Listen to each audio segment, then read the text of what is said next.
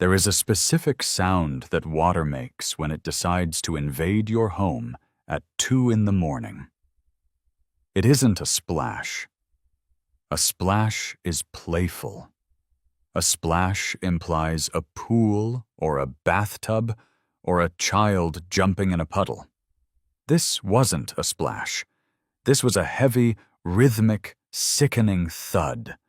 It sounded like a wet sock being dropped repeatedly onto a drumhead, and it was coming from the ceiling directly above my head. My eyes snapped open. The digital clock on the nightstand read 2:13 a.m. Outside, the world was ending. We live in Texas, and when the sky opens up here, it doesn't just rain. It tries to drown the earth to teach it a lesson. Thunder rattled the window panes in their frames, a low, guttural vibration that I could feel in my molars. But through the cacophony of the storm, I heard it again.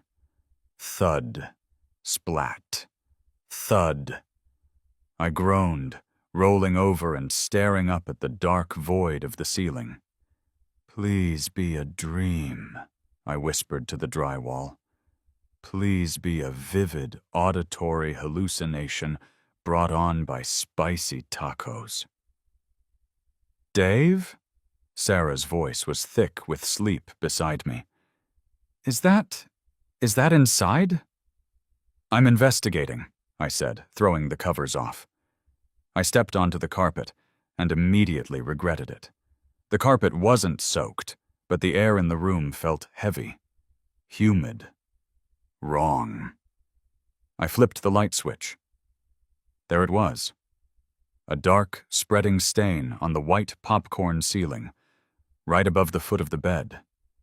It looked like a Rorschach test for "your savings account is about to die."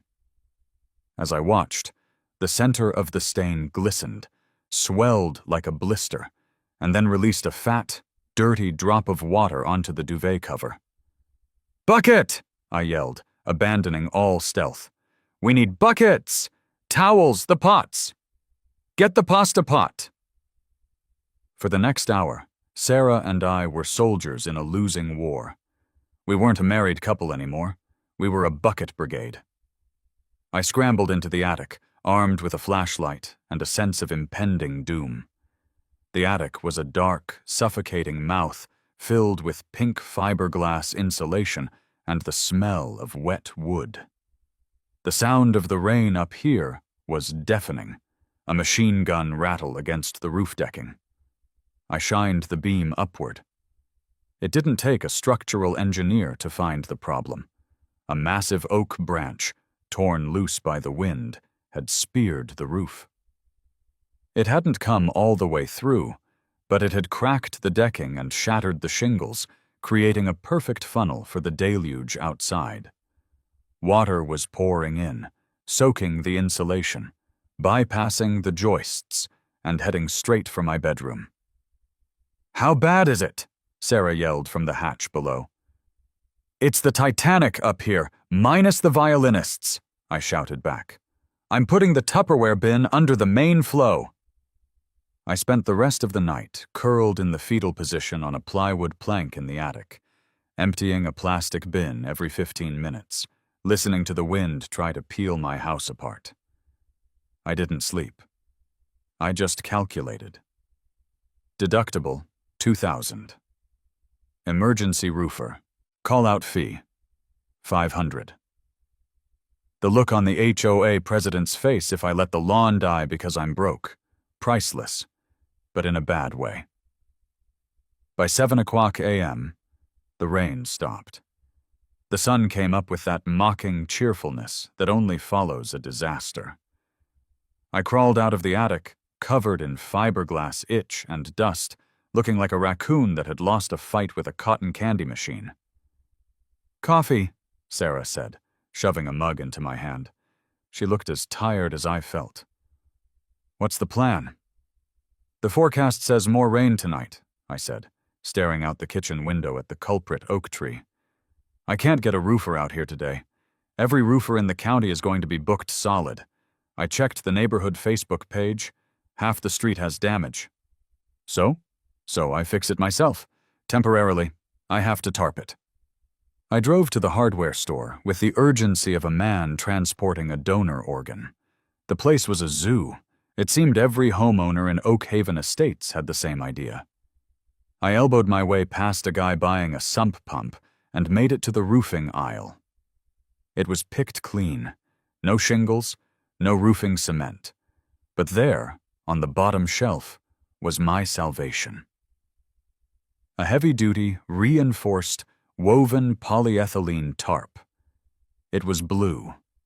Not a subtle navy blue. Not a grayish slate blue that might blend in with the morning sky. This was electric, neon, look-at-me blue. It was the color of a Smurf that had gone nuclear. It was the only one left that was big enough. 20 feet by 30 feet. I grabbed it. I also grabbed 5 boxes of roofing nails and furring strips. The checkout guy, a teenager named Tyler, whose name tag hung upside down, scanned the tarp. "Big storm, huh?" "Huge," I said. "That's a bright tarp," Tyler noted, chewing gum. "You live in the Estates?" "Yeah." "Good luck," Tyler said. He didn't elaborate. He just handed me the receipt with a look of genuine pity. Getting the tarp on the roof was a spectacle. I am not a small man, nor am I particularly graceful. Scaling a 2-story suburban house with a 30-pound roll of plastic on my shoulder is not something I'd put on my dating profile. I slipped twice. At one point, I was straddling the peak of the roof, legs gripping the asphalt shingles like I was riding a mechanical bull, while the wind tried to turn the tarp into a parachute and launch me into the next county. But I did it. I nailed the furring strips down. I secured the edges. I smoothed it out. By noon, the hole was covered. The roof was watertight. I climbed down the ladder, my knees shaking, sweat soaking through my shirt. I stepped back onto the driveway to admire my handiwork. It was hideous. It looked like a giant blue bandage plastered across the forehead of my house. It was visible from space. It was ugly, loud, and garish. But it was dry. "You look like you conquered a mountain," Sarah said, coming out with fresh iced tea. "I feel like a warrior," I said, chugging the tea. "I have defeated the elements. I have protected our castle." And that was when the beige sedan rolled by. It moved slowly, prowling like a shark in shallow water. A Lexus SUV kept in a state of cleanliness that defied the laws of entropy. The window rolled down with a smooth electric hum. Patricia Vance, the president of the Oak Haven Estates Homeowners Association. Patricia was a woman who had weaponized the concept of community standards. She was in her late 50s, with a haircut that cost more than my first car, a sharp, angular bob that looked like it could cut glass. She wore large sunglasses, but I knew she was squinting. She didn't wave. She didn't ask if we were okay after the storm. She didn't offer a neighborly nod. She lifted an iPad. Click. She took a photo of my roof. Then she slowly turned the iPad toward me. Click. She took a photo of me, sweaty, dirty, holding an empty glass of iced tea. "Morning, Patricia," I called out, trying to be civil. "Rough night, huh?" She lowered the iPad. She didn't smile. She just pursed her lips, as if she had tasted something sour. "The blue is very aggressive, David," she said. Her voice was light, airy, and laced with arsenic. "It was the only one they had," I said, walking toward the curb. "Emergency repair. Rain's coming back tonight." "We have standards for a reason," she said, tapping the steering wheel with a manicured fingernail. "Did you consult the approved materials list before purchase?" Patricia, it was 8 o'clock a.m. after a tornado warning. I consulted the Save My Drywall list. She hummed. Well, just be mindful. Bylaws are bylaws. The window rolled up. The Lexus glided away. I hate her, Sarah said from the porch. I genuinely, spiritually hate her. She's just being Patricia, I said, trying to brush it off. She can't do anything. It's an emergency repair. No one fines you for saving your house from water damage. I was so innocent then. So naive. The certified letter arrived 2 days later. I knew what it was before I signed for it. The envelope was thick, heavy stock, cream-colored. The return address was embossed, Oakhaven Estates, HOA, Compliance Division. I sat at the kitchen table and slit it open. Dear Homeowner, it has come to the attention of the Architectural Control Committee that an unapproved exterior modification has been made to the property at 742 Maple Drive. Violation: non-conforming roof materials. Specifics: installation of unauthorized bright blue synthetic covering. Bylaw reference: Section 4.2.1, Aesthetic Continuity, and Section 5.3, Prohibited Colors. While we understand that repairs may be necessary, all exterior materials must be earth-toned and blend harmoniously with the neighborhood aesthetic: slate gray, autumn brown, or forest green. The use of electric blue is strictly prohibited. Fine assessment: $500, $100. Remediation required: immediate removal of unapproved material within 24 hours. I stared at the paper. My hands started to shake. It wasn't the money. Well, it was the money. $500 was a lot. But it was the audacity. Immediate removal? It was forecasted to rain for the next 3 days. She fined us, I said, my voice flat. She actually fined us. Sarah looked over my shoulder. She wants us to take the tarp off? It's raining right now. She wants us to have a gray tarp, I said, reading the fine print. She wants me to go back up on the roof in the rain, rip off the thing keeping our house dry, and replace it with a designer tarp that doesn't exist. You're going to the meeting tonight, Sarah said. It wasn't a suggestion. Oh, I'm going to the meeting, I said, grabbing my keys. And I'm bringing the bucket of roof water. The monthly HOA meeting was held in the community center, a sterile building that smelled of floor wax and repressed rage. There were about 30 people there, mostly the regulars, the retirees with nothing to do, the neighborhood busybodies, and a few poor souls who were trying to get permission to build a shed or paint their front door a slightly different shade of beige. At the front of the room, sitting behind a long folding table like a tribunal of minor deities, sat the board. And in the center, on a chair slightly higher than the others, was Patricia. I waded through 45 minutes of discussion about trash can placement and the scourge of basketball hoops being left in driveways. Finally, Patricia looked at her list. New business, she announced. Mr. David Miller, you wish to appeal a citation? I stood up. I didn't have the bucket of water. Sarah had talked me out of it. But I had photos. I walked to the front. Hi, everyone, I said, turning to the room. Most of you know me. I'm Dave. I live on Maple. 2 nights ago, a tree branch tried to assassinate my attic. A few people nodded sympathetically. I put a tarp on it, I continued, because I like living indoors without an umbrella. 2 days later, I get a $500 fine because the tarp is blue. I slammed the letter onto the table in front of Patricia. Patricia, this is insane, I said, keeping my voice steady.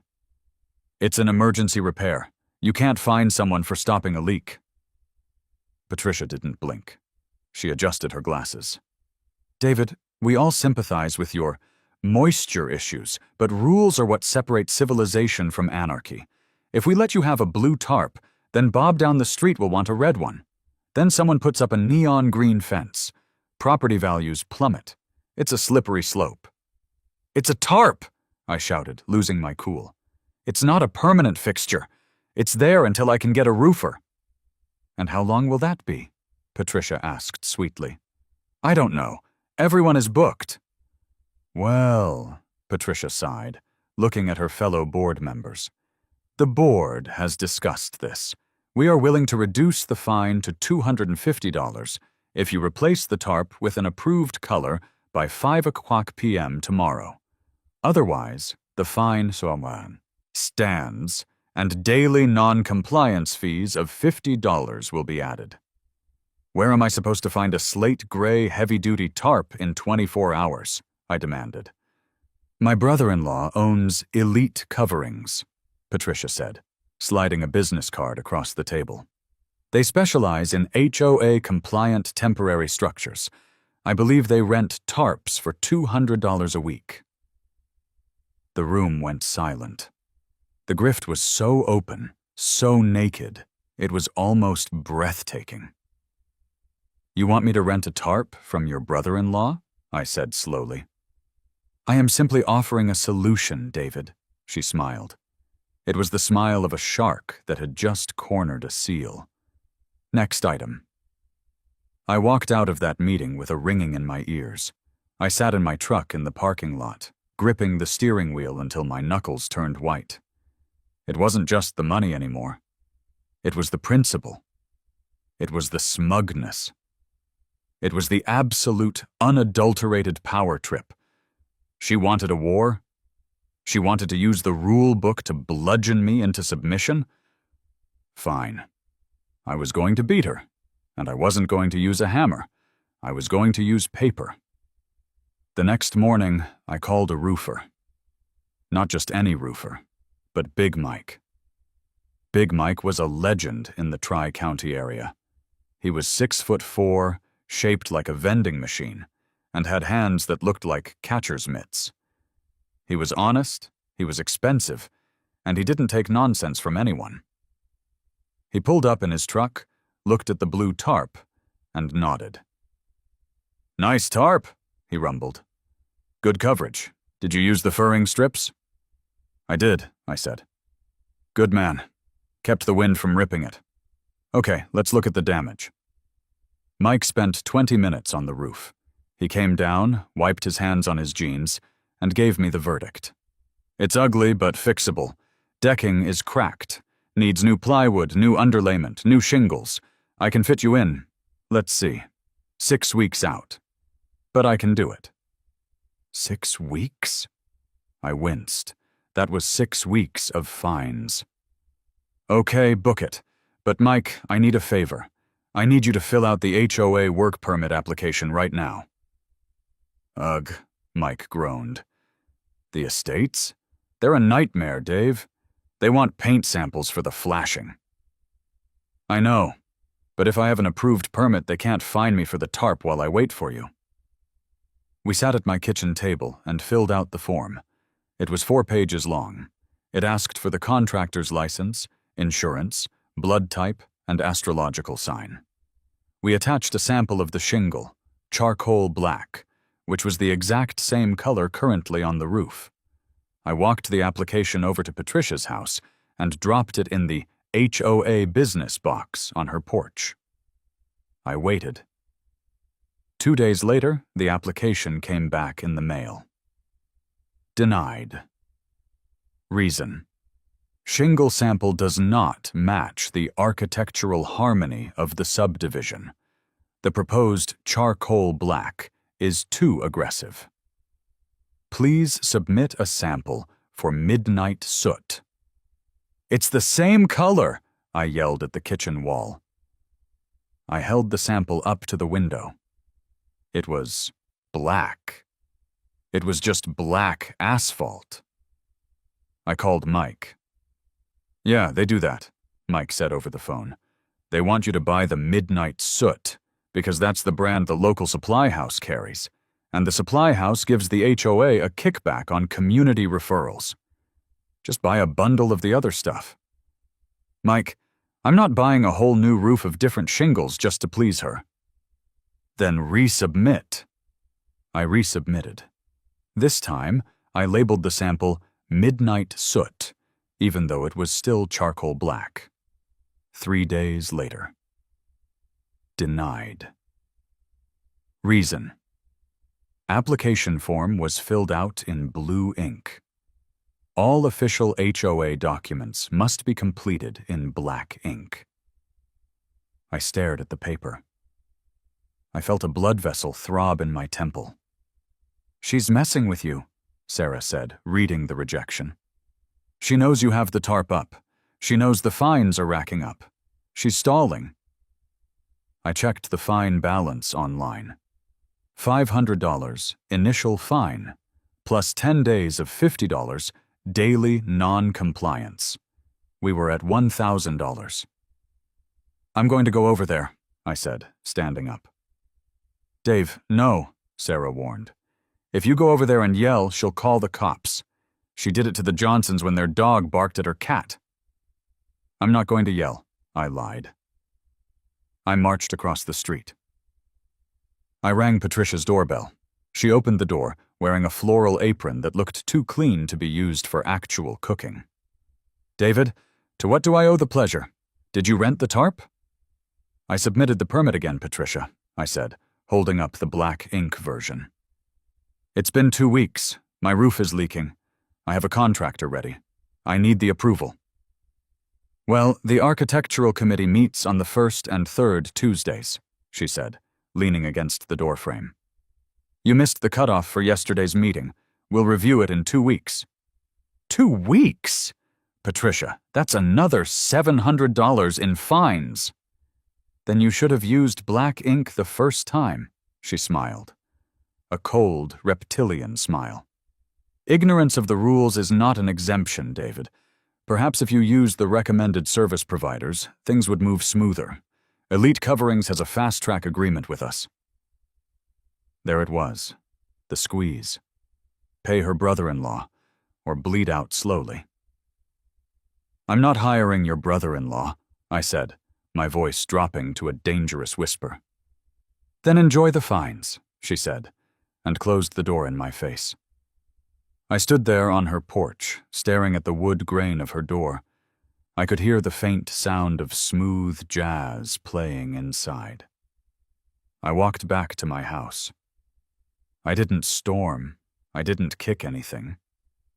I walked with the slow, deliberate pace of a man who has just had a revelation.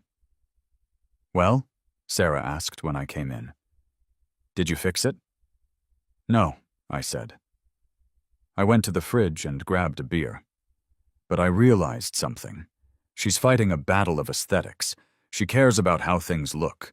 She cares about the rules. So I need to stop trying to comply with the HOA rules, I said, cracking the beer.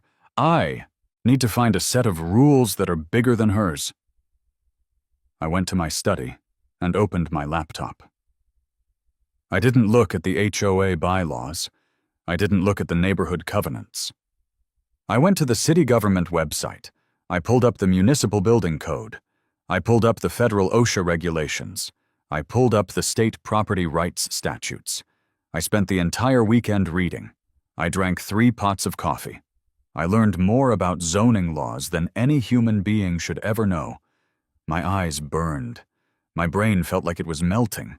And then, at 3:00 a.m. on Sunday, I found it. It was buried in subsection 114, B of the Municipal Safety Ordinance, titled Active Construction Sites and Temporary Safety Measures. I read it twice.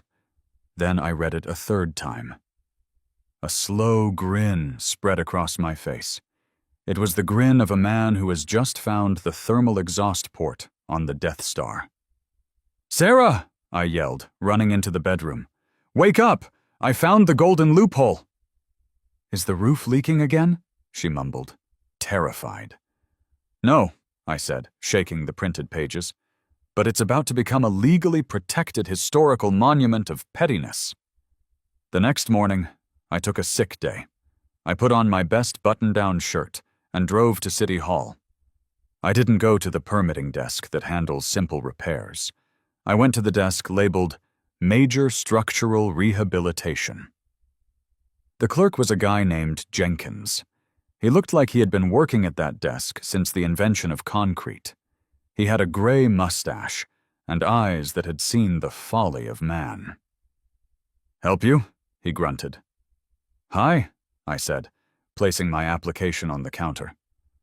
"I need to pull a permit for a residential roof project, but it's not just a repair. I want to open a permit for a full structural roof assessment and slow-cure timber rehabilitation." Jenkins looked at me over his spectacles. "Slow-cure timber rehabilitation? That ain't a thing, son." "It is if I say I'm doing it," I said. "Look, I have a leak. My HOA is fining me for the Tarp. I need a permit that stays open for a long time so I can classify the house as an active construction zone. According to City Ordinance 114.b, an active construction zone is exempt from aesthetic nuisances, including temporary coverings, scaffolding, and safety barriers, provided the permit is active." Jenkins paused. He looked at the paperwork. Then he looked at me. A spark of recognition lit up his eyes. "HOA trouble?" Jenkins asked. "Oakhaven Estates," I said. "Patricia Vance." Jenkins snorted. It was a loud, wet sound. "I know her. She tried to report the city snowplows for being too loud last winter. She called my supervisor 3 times.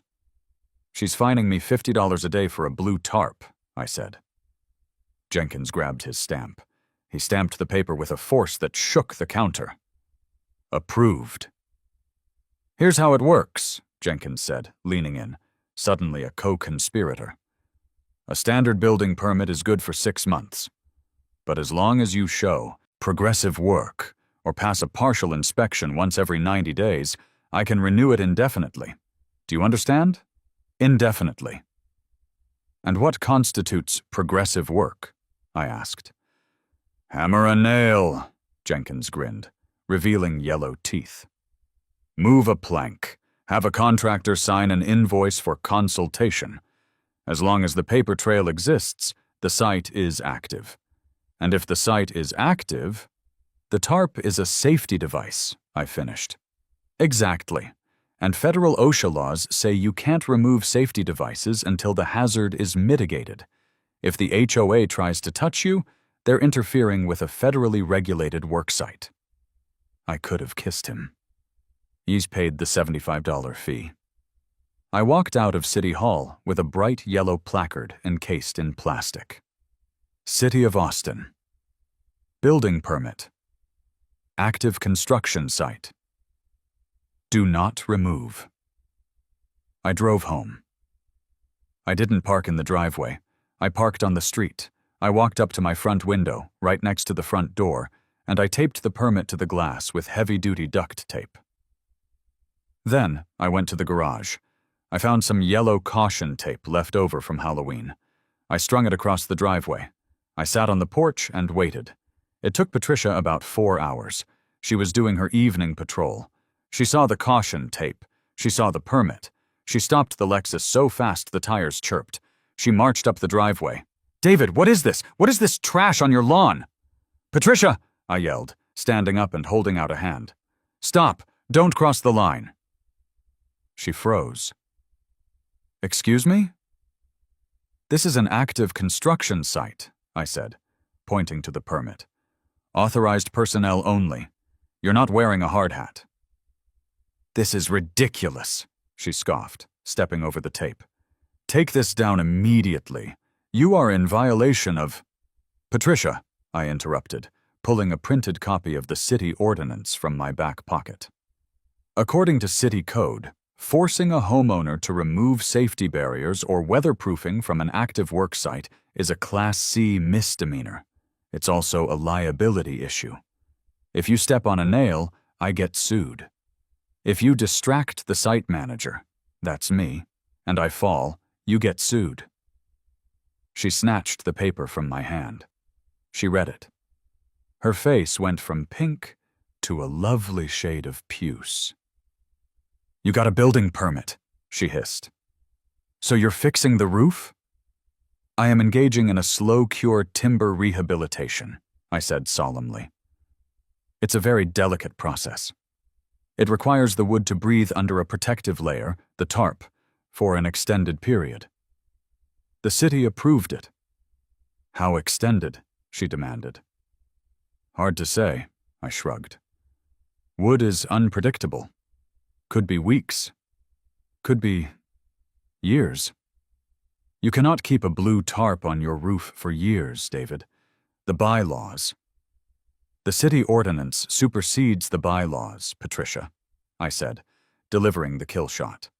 Federal and city law, top of the food chain. You can fine me all you want, but I'm legally prohibited from taking the tarp down until the permit is closed. And if you try to enforce the fine in court, the judge will ask why you are trying to force me to violate a city safety order. Her mouth opened and closed like a fish on a dock. She looked at the permit. She looked at the blue tarp fluttering in the breeze. She looked at me. We will see about this, she spat. She turned on her heel and marched back to her car. Watch out for falling debris, I called after her. I sat back down. I felt a sense of peace wash over me. I had bought myself time. I didn't know yet that I had just started a war that would consume the next 2 years of my life. I didn't know about the police, the safety fence, or the lawsuits. All I knew was that the tarp was staying. And it was beautiful. The first 6 months were a game of chicken. The tarp stayed up. The sun bleached it from nuclear smurf to sad robin's egg, but it held. Every time it rained, I slept like a baby, knowing my attic was dry and Patricia was awake, staring at her ceiling, seething. I received fines in the mail every single week. Week 1, $350, accumulated. Week 4, $1,400. Month 3, $4,500. I didn't pay a dime. Instead, every time a fine arrived, I sent back a certified letter to the HOA board, per city permit. 421, the property is currently under active construction. The presence of temporary weatherproofing is required by law. Please void the attached invoice as it demands illegal action, removal of safety equipment. Regards, Dave. I had a stack of return receipts on my desk 3 inches thick. To keep the permit active, I had to follow Jenkins' advice. I had to show activity every 90 days. On day 89, I called Big Mike. Mike, it's time, I said. You're crazy, Dave, Mike laughed. But I love it. I'll be there in an hour. Mike arrived in his work truck. He put on a high-visibility vest and a hard hat. He set up a ladder. He climbed up to the roof with a single shingle and a hammer. He sat on the roof ridge. He ate a sandwich. He waved at Patricia's house. Then, with great ceremony, he hammered 1 nail into a piece of scrap wood I had nailed near the chimney. Bang, bang, bang. He climbed down. He wrote me an invoice. Invoice MUM402. Service. Structural load testing and incremental shingle adjustment. Cost, $5,000. I paid him. I took a photo of the invoice. I emailed it to the city clerk. Jenkins emailed back a thumbs-up emoji. The permit renewed for another 90 days. Patricia, however, was not idle. She realized she couldn't beat me with fines alone. She needed to escalate. It was a Tuesday afternoon when the police car rolled up. I was working in the garage, reorganizing my fishing tackle, which counts as site management if you stretch the definition. Officer Miller, a guy I recognized from the local gym, walked up the driveway. He looked annoyed. "Hey, Dave," Miller said, hitching up his belt. "Hey, Officer Miller, what brings you to the job site?" I asked, grinning. "We got a call," Miller sighed, checking his notebook. "Anonymous report of a squatter den and potential illicit chemical manufacturing at this address. The caller mentioned hazardous materials covering the roof to hide ventilation." "She called me a meth lab," I said flatly. "Patricia called you and said I'm cooking meth because of the tarp." "She didn't use her name," Miller said, trying to be professional. "But, yeah, she said the blue tarp is a signal to dealers." I laughed so hard I almost choked. "Come on in, Miller. I'll show you the lab." I walked him through the house. It was spotless. Sarah had just vacuumed. I took him to the attic. I showed him the bucket, now dry, and the permit taped to the rafters. "Here's the deal," I said, showing him the paperwork. "It's an active construction permit. City code. I'm waiting on specialized timber curing." Miller looked at the permit. He looked at the tarp. He looked at me. He started to chuckle. "You're loopholing the HOA, aren't you?" "I am exercising my rights as a builder," I corrected. "Dave, this is hilarious," Miller said. "But honestly, she's calling dispatch every other day. The tarp is loose. The tarp is flapping. The tarp is reflecting sunlight into her eyes. We can't keep coming out here." "Then tell her to stop filing false reports," I said. "That's a crime, isn't it?" "It is." Miller nodded. He walked back outside. Patricia was watering her petunias, pretending not to watch. Miller walked over to her. I couldn't hear what he said, but I saw Patricia stiffen. She dropped the hose. She pointed at my house. Miller shook his head, tapped his badge, and pointed back at her house. Patricia stormed inside. Miller gave me a wave and drove off. I thought that was a victory. But I underestimated the depths of bureaucratic evil. 2 weeks later, I got a notice. Not a fine. A notice of a special bylaw amendment vote. Proposed amendment to Section 4.2. Any construction or repair project that exceeds 30 days in duration requires a $5,000 performance bond and must be screened from public view by a professional opaque barrier. She was changing the laws to catch me. If this passed, I'd have to put up a giant screen around my roof, which would cost thousands, or pay a bond I'd never get back. "She's changing the rules of the game," Sarah said, reading the flyer. "She's going to bankrupt us." "Screened from public view," I mumbled, reading the text. "She wants a barrier."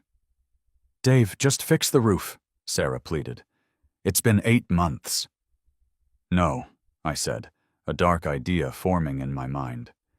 "If I fix it now, she wins. I need to comply. She wants a barrier? I'll give her a barrier." I went back to the OSHA manual. Section 1926-502. Warning line systems. When working on low-slope roofs, a warning line, a barrier, must be erected around all sides of the roof work area. But there was more. Section 1926-200. Accident prevention signs and tags. Danger signs shall be used where an immediate hazard exists. I went to the hardware store. I didn't buy a nice beige privacy screen. I bought 3 rolls of construction safety fencing. You know the kind. It's a mesh plastic. It is the color of a radioactive pumpkin. It is orange, violently orange. I also bought signs. Danger. Hard hat area. Keep out. Open trench. There was no trench, but who knows? I spent the Saturday afternoon installing it. I wrapped the entire perimeter of my front lawn in the orange plastic fencing. I used metal T-posts. It looked like a quarantine zone for a zombie outbreak. I hung the signs every 10 feet. Danger. Falling debris. Authorized personnel only. When I finished, My house looked like a crime scene wrapped in a traffic cone. I waited. Patricia didn't drive by. She walked over. She was vibrating. She was actually shaking with rage. "David!" she shrieked. It was the first time she had raised her voice. "What is this?" I was ready. I was wearing a yellow hard hat and a reflective vest. I held a clipboard. "Ma'am, please step back," I barked, using my best contractor voice. "You are unauthorized to be this close to the perimeter." "Take this down," she screamed, pointing at the orange mesh. "It is an eyesore. It is disgusting." "It is a mandatory safety barrier," I yelled back. "You tried to pass a bylaw requiring a barrier for ongoing projects. Well, here it is. OSHA compliant. High visibility to prevent accidents." "I meant a beige screen." "OSHA doesn't care about beige, Patricia. OSHA cares about visibility. Orange is the safest color. I am protecting the children." "I will sue you," she screamed. "I will foreclose on this house." "Get off my job site," I countered. She ran back to her house. The war had shifted. It wasn't about the roof anymore. It was about dominance. The orange fence stayed. The blue tarp stayed. And then the lawsuit arrived. The envelope wasn't cream-colored this time. It was manila, thick, and delivered by a process server named Gary, who looked like he'd rather be fishing. "David Miller?" he asked, standing on my porch, carefully avoiding eye contact with the orange safety fencing that now encircled my lawn like a quarantine zone. "That's me," I said. "You've been served." He shoved the packet into my chest and walked away fast. I stood there in the doorway, the heavy thud of the paper hitting my hands echoing the thud of the water that had started this whole mess 9 months ago. I opened it. Superior Court of the State of Texas, Plaintiff. Oak Haven Estates. Homeowners Association Defendant. David Miller. Complaint for judicial foreclosure and damages. I flipped through the pages. It was a masterpiece of legal fiction. They weren't just suing me for the fines. They were suing me for diminution of community value, mental anguish caused to the board, and breach of covenant. The total amount demanded, $25,450, plus legal fees. And they were asking the court for an order to seize my home, sell it at auction to satisfy the debt, and evict me. "Dave?" Sarah's voice was small behind me. She was holding a laundry basket. "Is that what I think it is?" "They're suing us," I said, my voice surprisingly calm. It was the calm of a man who realizes the bar fight has just turned into a duel. "They want the house." Sarah dropped the basket. "We have to take the tarp down. Dave, we have to stop. It's not funny anymore." "It stopped being funny when she fined me for saving our drywall," I said, turning to her. "If we fold now, we pay the 25 grand. We admit guilt. They win. Patricia wins. And I will not let that woman own my house." "So what do we do?" Sarah asked, tears welling in her eyes. "We call Steve." Steve was my college roommate. He was also a lawyer. He wasn't a fancy corporate lawyer in a high-rise. Steve was a strip mall shark. His office was next to a nail salon and a vape shop. He specialized in traffic tickets, bitter divorces, and fighting insurance companies. He thrived in the mud. I sat in his office the next day, dumping the pile of fines, the permit, the invoices from Big Mike, and the lawsuit onto his desk. Steve picked up a photo of my house. The blue tarp, the orange fence, the danger signs. He stared at it for a long time, then he started to laugh. It was a wheezing, hacking laugh. "Dave," he wiped a tear from his eye. "This is the ugliest thing I have ever seen. It's magnificent. Can they take my house, Steve? Steve stopped laughing. He leaned back, tenting his fingers. In Texas? Yes. HOAs have foreclosure power. It's their nuclear option. If the fines are legitimate and the lien is perfected, they can put you on the curb. But the fines aren't legitimate, I insisted. I have a city permit. I'm an active construction site. Steve picked up the permit copy. He read the slow cure timber rehabilitation clause. He looked at the invoice for the single nail hammered by Big Mike. You legally classified your roof as a long-term timber curing project? Steve asked, raising an eyebrow. Yes, City Ordinance 114.B. Steve grinned. It was a predatory grin. Okay, here's the strategy. We don't just defend. We countersue. We drag this out. We make them bleed legal fees. And we demand discovery. I want to see every email Patricia has sent about you. I want to see the bid process for the roofing recommendations. Why? Because, Steve said, tapping the photo of Patricia. People like this get sloppy. She's pushing too hard. She's steered you to her brother-in-law 3 times in writing.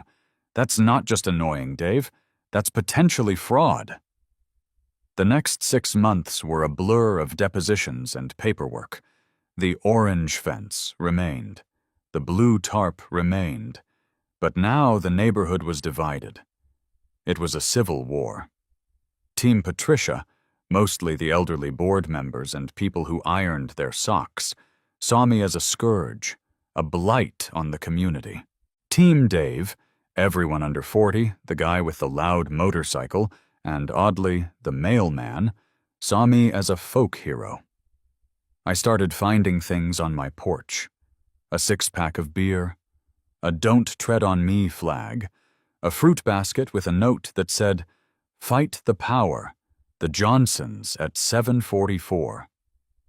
Patricia, meanwhile, was unraveling. During her deposition, she refused to look at me. She sat stiffly, answering Steve's questions with short, clipped sentences. Mrs. Vance, Steve asked, did you or did you not personally photograph the defendant's home at 7:00 a.m. on a Sunday? I was documenting a violation, she sniffed. And is it true that you hold a financial interest in Elite Coverings, the company you demanded Mr. Miller use? I demanded nothing. I merely suggested a reputable vendor. My husband's brother owns it. I have no stake. We'll see, Steve muttered. The trial date was set for a humid Tuesday in August. It had been nearly 2 years since the first drop of water hit my face. My roof was still blue. My lawn was still orange. The courtroom was freezing. Judge Henderson sat on the bench. He looked like a man who had heard every stupid neighbor dispute in the history of jurisprudence and was tired of all of them. The HOA's lawyer, a slick guy in a suit that cost more than my car, stood up. He painted a picture of me as an anarchist, a man who reveled in chaos, a man who willfully destroyed the sanctity of Oak Haven Estates. Your Honor, he intoned, pointing an accusatory finger at me. Mr. Miller has held the community hostage for 22 months. He has turned a simple repair into a spectacle. He mocks the very concept of property value. We ask for the full judgment and the right to foreclose. Then it was Steve's turn. Steve didn't wear a fancy suit. He wore a rumpled gray jacket. He walked up to the podium and placed a single piece of paper on it. The city permit. Your Honor, Steve said, my client is a law-abiding citizen. He is a man who respects safety. He is a man who follows the strict, often burdensome regulations of the city of Austin. Steve picked up the permit. This is a valid, active building permit, Steve continued. It authorizes a slow-cure timber rehabilitation. Now, I'm not a carpenter, and neither is Mrs. Vance, but the city building department, the highest authority on structural safety, has deemed this project active. They have inspected the paperwork. They have renewed it every 90 days. Steve turned to the jury. Well, the judge. It was a bench trial. The HOA demands Mr. Miller remove the tarp, but if he does, he violates the conditions of his city permit. He would be creating an unsafe work environment. The HOA is asking this court to order Mr. Miller to break the law, to violate OSHA standards, to endanger the public. Judge Henderson leaned forward. Counsel, are you telling me that blue tarp is a federally mandated safety device? As long as the permit is open, Your Honor. Yes, it is weatherproofing for an active structural assessment. And the orange fence? The judge asked, peering over his glasses. OSHA Regulation 1926-502, Steve recited from memory. Warning line systems for roof work. Mr. Miller is simply being a prudent site manager. The HOA lawyer jumped up. Objection! This is a sham. There is no construction. He hammers one nail every 3 months just to keep the paper alive. Ah, Steve smiled. Let's look at the evidence. He projected a photo onto the court screen.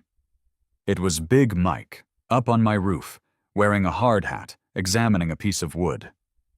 This is Michael Kowalski, a licensed master roofer, Steve said. He is conducting a load-bearing test. He is a professional. Are we to question the judgment of a master roofer? Then came the cross-examination of Patricia. Steve called her to the stand. She walked up like she was ascending a throne. Mrs. Vance, Steve said, leaning on the railing. You fined Mr. Miller for the color of his tarp, correct? It was non-conforming, she said tightly. And you fined him for the orange fence? It is hideous. Mrs. Vance, are you aware that the City Ordinance 114.b explicitly states that no private entity may impede, restrict, or penalize the installation of safety barriers on a permitted construction site? The bylaws do not supersede the law, Mrs. Vance, Steve snapped. His voice lost its casual tone. It became hard. Now, let's talk about elite coverings. Patricia paled. Steve held up a bank statement. We had found it in Discovery. It was a joint account held by Patricia and her husband. Can you explain these monthly deposits from Elite Coverings LLC? Steve asked. They seem to coincide perfectly with the dates you ordered homeowners to use that specific company. There are 12 deposits here, totaling $15,000. The courtroom went silent. The air was sucked out of the room. That is a consulting fee, Patricia stammered. My husband consults. Does he consult on how to rip off neighbors? Steve asked. Objection! The HOA lawyer screamed. Withdrawn, Steve smiled. No further questions. Judge Henderson didn't need a long deliberation. He looked at the paperwork. He looked at Patricia, who was now sweating through her silk blouse. He looked at me. Mr. Miller, the judge said, I have to be honest. You are a pain in the neck. My heart stopped. However, the judge continued, you are a legally compliant pain in the neck. The court finds that the city building permit is valid. The HOA has no authority to override municipal safety ordinances or building codes. The fines levied regarding the tarp and the safety fence are void ab initio, invalid from the start. I let out a breath I had been holding for 2 years. Furthermore, the judge said, his eyes narrowing at Patricia, the court is deeply controlled by the evidence of financial impropriety regarding the plaintiff's relationship with vendors. I am referring this matter to the district attorney's office for investigation into fraud and embezzlement. And the foreclosure? The HOA lawyer squeaked. Denied with prejudice. The judge slammed his gavel. Case dismissed, and plaintiff is ordered to pay defendant's legal fees. I didn't cheer. I didn't jump up and down. I just looked at Sarah. She was crying, but this time they were happy tears. We walked out of the courthouse into the blinding Texas sun. Steve lit a cigarette. We did it, Steve said. We actually did it. So, I asked, can I take the tarp down now? Technically, Steve laughed. You can keep it up forever. But yeah, you won, Dave. Go fix your roof. The fall of Patricia Vance was swift and brutal. The news of the trial spread through Oak Haven Estates like a virus. The kickback queen, they called her. The emergency board meeting held 3 days later was standing room only. I didn't go. I didn't need to. I heard from the neighbors that Patricia resigned in tears before the vote to remove her could even be tallied. The entire board was dissolved. A new board was elected. A group of younger, more relaxed homeowners who ran on a platform of, unless your house is on fire, we don't care. The district attorney did investigate. Patricia avoided jail time by paying a massive fine and doing community service, but her reputation was incinerated. She put the Lexus up for sale. Then she put the house up for sale. They moved to Florida a month later, but I still had a roof to fix. It was a crisp Saturday in October, exactly 2 years and 14 days since the storm. Big Mike pulled up with his entire crew. This wasn't a consultation. This was the real deal. I stood on the lawn, holding a cup of coffee, watching them set up. The orange fence was gone. I had taken it down the day after the trial, cutting it into small squares and mailing them to the HOA office as a donation. Mike climbed the ladder. He hooked his hammer onto the edge of the blue tarp, the faded, tattered, heroic blue tarp that had weathered storms, sun, and legal battles. You ready, Dave? Mike yelled down. Do it, I shouted. With a rip that sounded like a giant zipper, Mike tore the tarp free. It fluttered down to the grass, a slain dragon. My roof, naked and rotting, was finally exposed to the sun. They worked for 3 days. The sound of nail guns was music to my ears. They stripped the old wood. They replaced the decking. They waterproofed the valleys. On the final day, it was time for the shingles. Big Mike came down the ladder. All right, boss. We got the standard charcoal black in the truck. Same as everyone else. I looked across the street. Patricia's house was empty, a for sale sign in the yard. But the house next to it belonged to the Andersons, nice people who had supported me. And down the street were the Johnsons. I thought about the architectural harmony. I thought about the beige, the gray, the conformity. Mike, I said, do you remember that custom order we talked about? The one you said was technically a composite slate, but looked distinct? Mike grinned. You mean the Azure Slate blend? That's the one. Dave, it's pretty blue. It's dark blue, classy blue, but it is definitely blue. Is it on the prohibited materials list? I asked. No. Mike checked his clipboard. The new board threw out the color restrictions list last week. Said it was oppressive. Right now, the only rule is no neon. Then let's do it, I said. It took them all afternoon. When they finished, the sun was setting. I stood in the driveway with Sarah. The roof wasn't the screaming electric blue of the tarp. It was a deep, rich, oceanic blue. It looked like crushed velvet against the twilight sky. It was unique. It was bold. It was beautiful. And it was permanent. Neighbors started coming out, not to complain, but to look. It actually looks really good, Mr. Johnson said, walking over with a beer. Matches the shutters. It's got character, someone else said. I put my arm around Sarah. We had spent 2 years living under a plastic sheet. We had been sued. We had been threatened. We had almost lost everything. But we had won. You know, Sarah said, resting her head on my shoulder, I think I'm going to miss the orange fence. It really made the grass look greener. Don't push it, I laughed. I took a sip of my coffee, looking up at my blue roof, shining under the first stars of the evening. Somewhere in Florida, Patricia Vance was probably measuring someone's grass with a ruler. But here, in Oak Haven Estates, the tyranny was over. Hey, I said to the gathered neighbors. Who wants to see the permit? I think I'm going to frame it and hang it on the front door.